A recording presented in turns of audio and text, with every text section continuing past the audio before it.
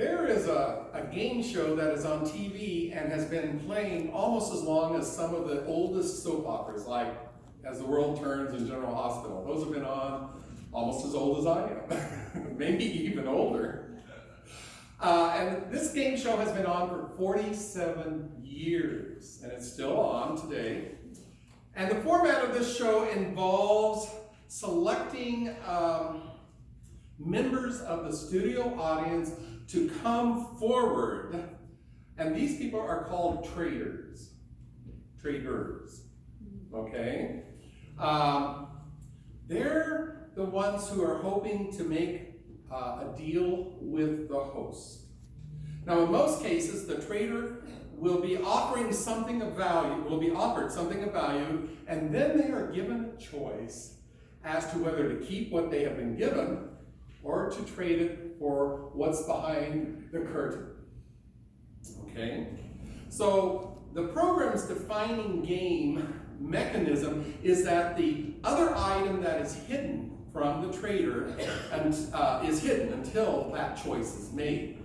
Now, sometimes the prize behind the curtain is worth more value than what the trader has in hand.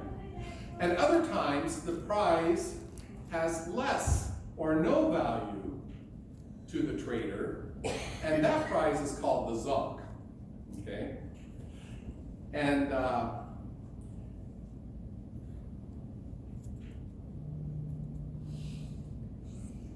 wondering if any of you know what the show is that I'm describing. Right. Amanda. Let's make a deal. Let's make a deal. That's right. So, the prizes won and lost in this game show are based mostly on luck. There is a story that I remember reading in my grade school years that deals with selecting something behind this door or that door. And that selection of the story deals more with moral issues in the decision-making process than just luck. In this story, and the story is called The Lady and the Tiger. Anyone remember that story, reading it when they were a child? The Lady and the Tiger.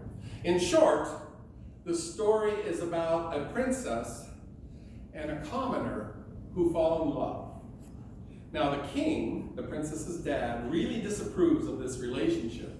And in order to stop this relationship, devises a plan that no matter what the decision, the outcome is made by the commoner, it will ensure that there will be no marriage between this young man and his daughter. So, the setup is that it's the custom of that day for the man who is accused of crime to stand in a pit in front of two doors. One door would decide his guilt, and if he chose wrongly, a hungry tiger would come out and eat him, thereby ensuring that this man was obviously guilty of the crime. The other door, if he chose, would indicate the man's innocence, and out would come a beautiful lady to greet him.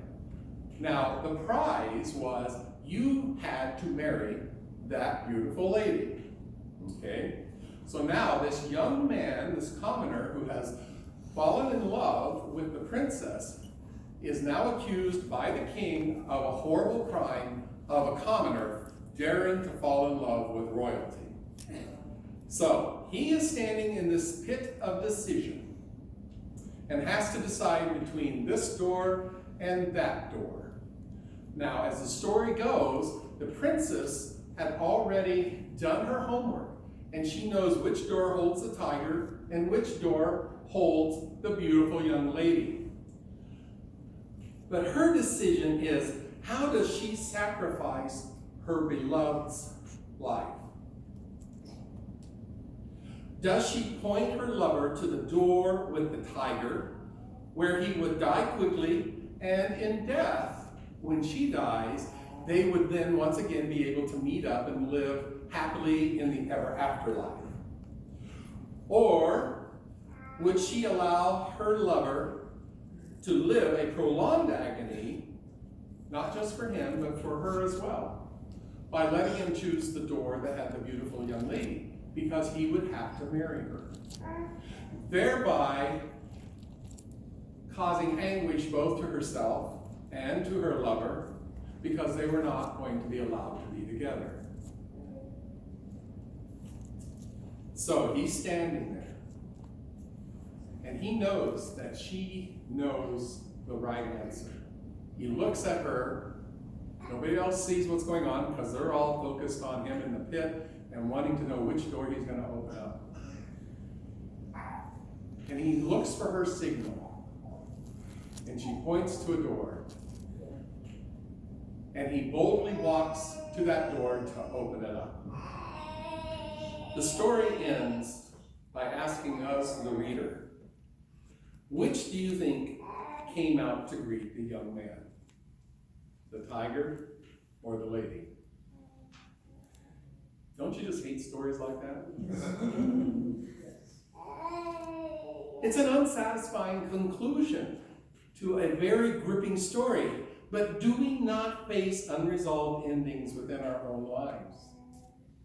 Most of us want to have an answer to our questions, and we want to have a reasonable conclusion to our dilemmas.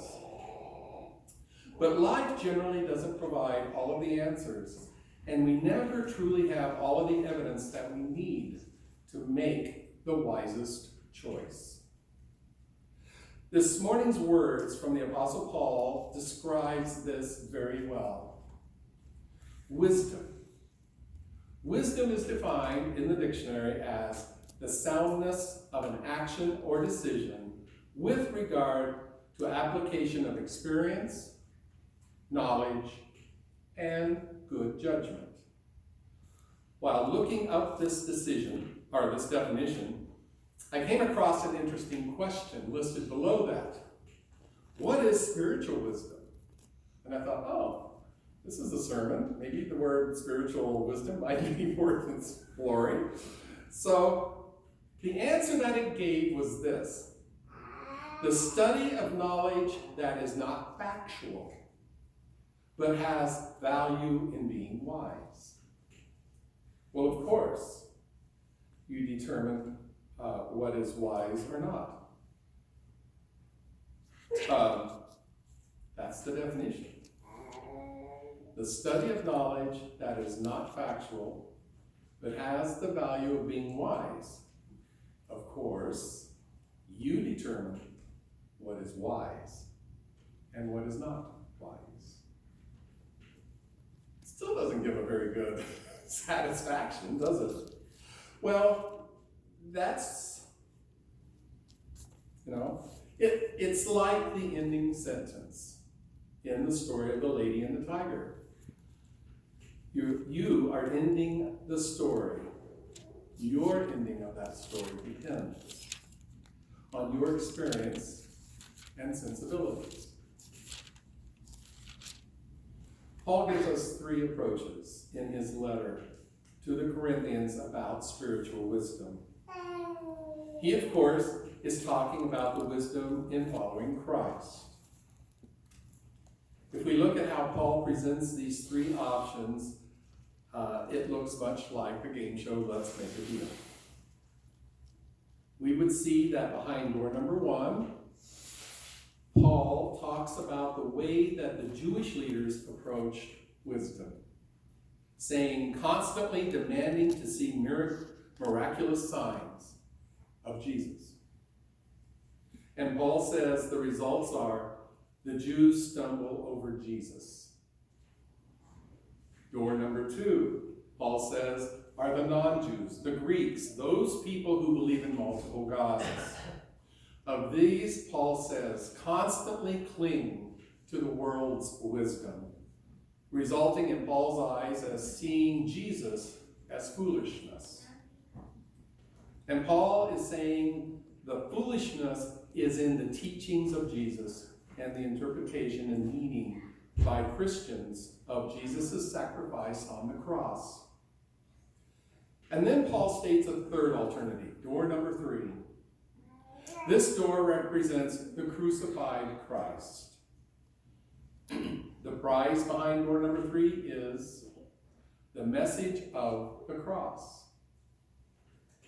For Paul, this message, for those who choose to follow it, whether they're Greek or Jew, is the knowledge that Jesus is God's mighty power, God's true wisdom, and our Messiah. If Jesus is then who we should look in order to gain wisdom that is found not in the world's reasonings, but in God's reasoning, we should understand upon what Jesus saw as God's wisdom. So we have to look back in Hebrew scriptures to the prophet Micah, and we can find the basis of wise action in accordance to God's guidelines. In Micah 6, verse 8, we are told what God sees as living wisely, to do justice, to love kindness, and to humbly walk with God. Now, Micah was written in the 700s BC, before Christ, BCE. Jesus, when he announced his ministry, pulled from Isaiah 61, which basically told us we needed to, what he was going to do. He was going to preach to the poor. He was going to help the sick, help the needy, all of these kinds of things. Isaiah was written in the 500s BCE, so 200 years after Micah. Okay, I know it's always hard to think of when you're going backwards. So Jesus has based his ministry on doing justice, love, kindness. I love that word. To humbly walk with God. Now these seem to be simple premises to follow. Yet we can find ourselves in many situations in which defining what, such as trying to define what justice is, what loving kindness looks like, and what being humble as we walk with God looks like. You see, the problem is we can only base our decisions based on our knowledge. And if our knowledge is limited, wisdom is limited. We can only base our decisions upon our experiences. If those experiences are not very broad, then our wisdom will be narrower. If our reasoning is based on cultural norms, or only through the eyes of our own personal egos, then our understanding of walking humbly with God will reflect cultural wisdom. Even when a society has agreed upon a moral code of ethics, it may not be in line with God's precepts. Slavery in our country in the early years is a good example.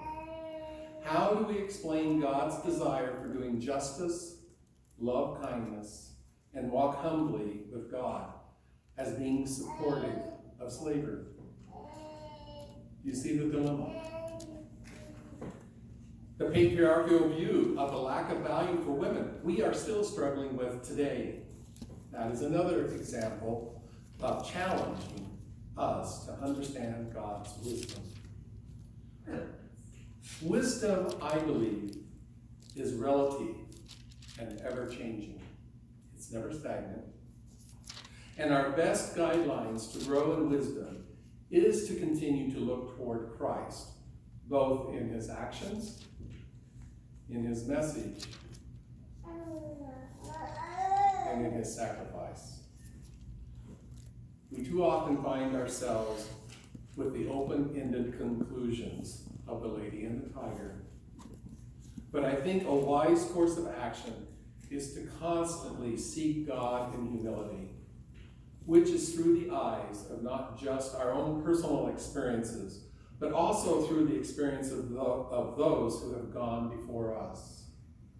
Men like Martin Luther King Jr., Gandhi, Sister Teresa, as examples. who seem to have demonstrated in their lives the choices that do justice as God sees justice, and of love kindness, which is another way of saying love mercy. This, I believe, is what the Apostle Paul was saying when he looks to the message of the cross.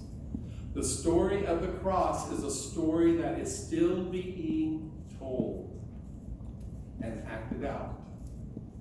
It didn't stop when Jesus died. It is still working itself out, because we are the storytellers. We are the actors in living out this story.